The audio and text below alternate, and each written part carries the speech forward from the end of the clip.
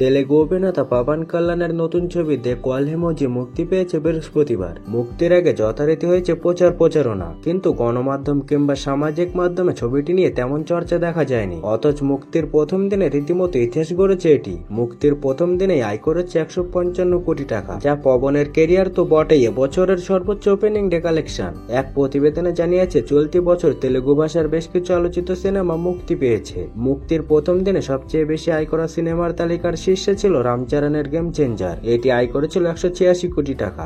রামচরণের এই সিনেমাকে পিছনে ফেলতে না পারলেও আপাতত শীর্ষে অবস্থান করছেন পাবন কল্যাণের ওজি সিনেমা। এদিকে ভারতেও বেশ দাপটের সঙ্গে ব্যবসা করছে ওজি। এক প্রতিবেদন অনুসারে বুধবার প্রিমিয়ার শো থেকে নেট আয় হয়েছে 21 কোটি টাকা। এরপর মুক্তির প্রথম দিন ভারতে 90.25 কোটি টাকা দিয়ে যাত্রা শুরু করে সিনেমাটি। দ্বিতীয় দিন আয় করে 18.45 কোটি টাকা। তৃতীয় দিন আয় দাঁড়ায় 18.5 কোটিতে, চতুর্থ দিন 18.5 কোটি এবং পঞ্চম দিনে 7.45 কোটি টাকা আয় করেছে এখন পর্যন্ত। প্রথম দিনের বিশ্বব্যাপী কালেকশনের নিরিখে ওজি সর্বকালের সবচেয়ে বেশি ওপেনিং কালেকশন করা ভারতীয় ছবিগুলোর মধ্যে ষষ্ঠ স্থানে প্রবেশ করেছে। 250 কোটি টাকা ব্যয় নির্মিত হয়েছে ওজি সিনেমা। সুজিত পরিচালিত সিনেমাটিতে মূল চরিত্রে অভিনয় করেছেন পবন কল্যাণ। নিজের স্বভাবসিদ্ধ শক্তিশালী উপস্থিতি দিয়ে দর্শকদের মন জয় করেছেন পবন। তার অভিনয় করেছেন প্রিয়াঙ্কা মোহন ও বলিউড তারকা ইমরান হাশমি। অন্যদিকে প্রথম দিন দেবের ছবি রঘু ডাকাত আয় করে 45 লক্ষ টাকা। দ্বিতীয় দিনে এই ছবি আয় করে 37 লক্ষ টাকা। তৃতীয় দিনে দেবের ছবি 50 লক্ষ টাকা ঘরে তোলে। অন্যদিকে প্রথম দিন মাত্র 15 লাখ টাকার টিকিট বিক্রি হয় রক্তবীজ 2 এর, কিন্তু দ্বিতীয় দিন থেকে গ্রাফ হতে থাকে ঊর্ধ্বমুখী।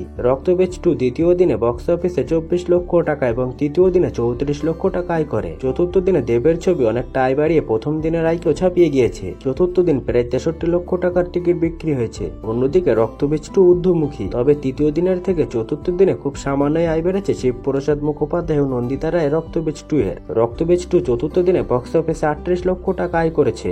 এই তথ্য অনুযায়ী রঘু ডাকাতের আয় তৃতীয় দিনের থেকে অনেকখানি বেশি বেড়েছে। চতুর্থ দিন রবিবার ছিল, তার উপর আবার ষষ্ঠী, তাই খুব স্বাভাবিকভাবেই দুটি ছবিরই আয় অনেকটা করে বৃদ্ধি পেয়েছে। তবে এখন দেখার এটাই যে এই ছুটিতে রক্তবীজ 2 কি রঘু ডাকাতকে পেরিয়ে যেতে পারে, নাকি শেষ পর্যন্ত এগিয়ে থাকে বাংলার রঘু।